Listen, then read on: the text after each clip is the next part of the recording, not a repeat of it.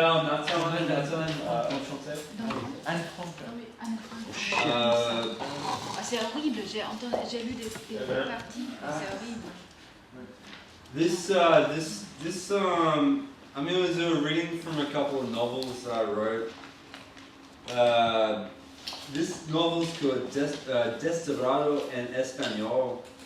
It's about the time I applied for a grant to do some writing in Barcelona, but I didn't get the grant, and so I just went to Mexico and woohoo! Yeah.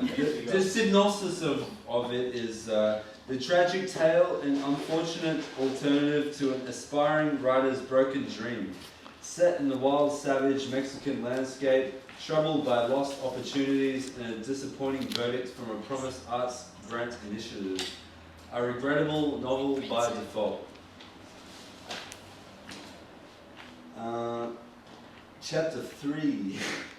I was sufficiently rested, but regardless of how rested you are, nothing can prepare you for the onslaught of chaos that makes up Mexico City. For starters, Mexico City starts quite a bit further out of the Central Historia district. Indeed, quite a lot further. And this is where you'll see a lot of the slums or lower income districts. The early morning traffic jam sets us back about an hour and a half before reaching the bus terminal. We moved a few hundred meters every 15 minutes, it seems, but that was okay, because my eyes were glued to the window. Clusters of stray dogs galloped along the dirt off the highway, and there was plenty of graffiti and street art plastered underneath the bridges alongside the tunnels. I was amazed at the architecture of the houses that stretched up, down and around the tiny hills and winding down huge declines like staircases to heaven and hell. Once getting to the tunnel, I gathered my backpack and Worth string bag and went to the taxi rank. The air was thick, hazy and foggy. I was staying at a guest house in the central area just in the cathedral and the Parliament House, literally around the corner. I had a private room all to myself for less than $15 a night. It was quite a luxury considering in any other major city in the world it would have cost a fortune. The central area of Mexico City is fucking chaos. Literally mind-blowingly chaotic conditions with the maelstrom of pedestrians taking up every single piece of pavement. After catching a cab and dumping my stuff at the guest house, I walked around the streets to get some food and coffee to properly reawaken. The place was a thing of ragged beauty. The buildings weren't that preserved brick of Paris or other European cities. No, everything was a dull, rotting colour, as if it was built with the most affordable methods available, and had by miracle stayed together over time. The thing I learned very quickly about DF is that it gives off a very certain level of energy and confidence that can only be produced out of true fear and paranoia. For example, the place is overrun by police officers, at least in the major tourist areas. This is fine, but what is a little bit concerning is that every single one of them carries around a loaded assault rifle and holds it with their fingers on the trigger. Inside convenience stores, outside a cafe, you'll see at least 8 on the back of a police truck aiming as they go past, some even wearing pitch black balaclavas. But really it's just the vibes of the citizens and that fast-paced nature of the people to produce an incomparable energy. You might be safe on one stretch of pavement, but take 2 turns and 3 blocks and you'll end up in a fairly hairy situation. Let's venture away from Mexico just for a second. Oh. I'm sorry, were you guys involved in that? For those who could understand? I was, I love Mexico. Already? It's like Savage Detectives. Oh yeah, Savage Detectives, that's very... actually I'm going to read, because I'm from Australia, this is a place in Australia called Woolloomooloo. It's kind of near King's Cross. You're making that shit up. Woolloomooloo. No, it's true. This place exists. It's in an area, it's like the red light district. It's kind of near the harbour. Melbourne? Sydney. Oh, okay. But why are you reading Mexico now? Oh, that was the Mexican novel. Oh. This is a novel in Woolloomooloo. Sorry to jump around. This is chapter 1 of the novel called Vaga. Vaga is Latin for vagabonds. The novel's about homeless people and being restless and wanting to move around all the time. This chapter is called The Ritz, the Glamour, and Those Damned Sailors That Dirtied It. There she stood, tall and mighty, majestic and decrepit on the corner of the street by the railroad tracks, surrounded by lush trees and the decomposing housing estates. It served as a fortress for all those who entered, a sanctuary to hide and yet to be exposed. God knows how long it had been there for. The owner didn't know, and neither did the locals. It existed in a timeless world like most good bars do. Located at the foot of King's Cross, a place where the highest quality cocktail of slime, filth, and beauty resided. It oozed its glorious urban stench across its own busy neon-lit streets of strip bars and cafes, and then down to a tiny pocket of crisp air called Woolloomooloo.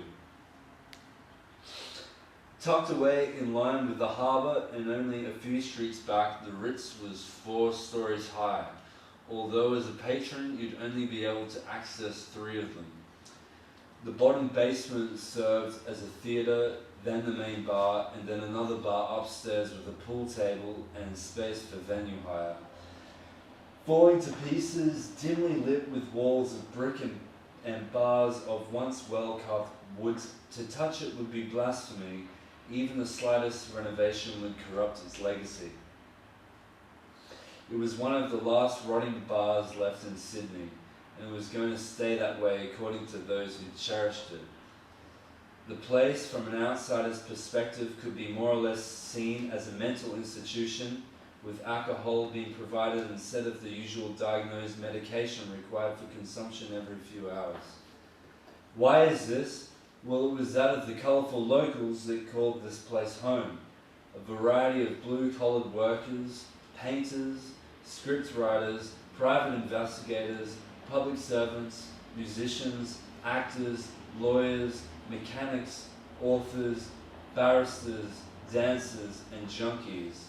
The list continued in its hugely diverse variety, and yet they all still managed to coexist.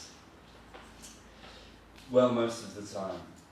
Yes, like a mental institution where you would find characters from all walks of life who had fallen from grace, they now too have been relocated into a natural habitat away from a frightened society who could not accept their eccentricities. That's that novel. That's that one. We're just going to go through this very quickly. So in Woolloomooloo, the rich people live with the poor people and the junkies and stuff? Yeah. It's kind of like they both coexist, so it's kind of a wealthy area.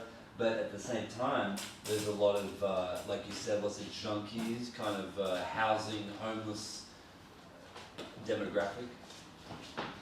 But it's beautiful. It's right by the harbour, right by the water, very nice. But this is novels, many novels you're reading now? Yeah. So, but what they are linked with something? They're all... His travels. Yeah. Patchwork. Some kind of patchwork. Well, yeah. They're kind of individual novels, but like, I just printed some sections of them. Like... Are they linked for you? You want to present them together? Maybe, yeah. Maybe. I think so. Maybe just... But you're the link. Yeah, I think so, yeah. So it's how I perceive things, and then kind of depends on the scenario. Yeah. So it's kind of portrait of you. Maybe, yeah. I think so, yeah. So to a certain degree. This novel was set in Namur, in Nouvelle-Calédonie. Calédonie? Yeah, and it's very close to Australia. It's a French island.